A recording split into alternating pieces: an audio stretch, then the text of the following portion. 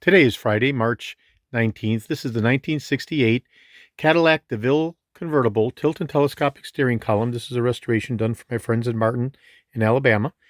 And I've connected the unit to power, and I'm going to be doing a functional validation test showing how this 2-year-only design specific to 1967 and 1968 actuates the horn, whereby the horn pad is elevated on 3 springs in the trigon substructure.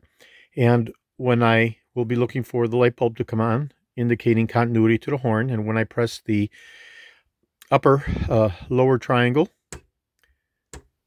you hear the tap and the light bulb comes on. When I press the lower, you hear the tap and the light bulb comes on. And when I press the upper right, you hear the tap and the light bulb comes on.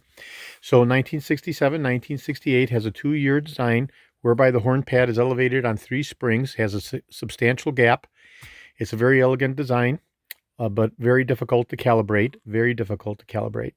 Okay, so this is the functional validation test. This is the second video in a 3-video set. The third and final video will be a close-up view of the restoration of this steering wheel. This is George in Florida. Today is Friday, March 19th.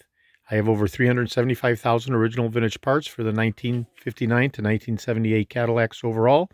I specialize in the 1967 to 1970 Cadillacs with 75,000 parts in my collection, and I'm best known for my restoration of the Cadillac steering wheel, steering columns, power seat mechanisms, instrument clusters, and other critical parts. Thank you.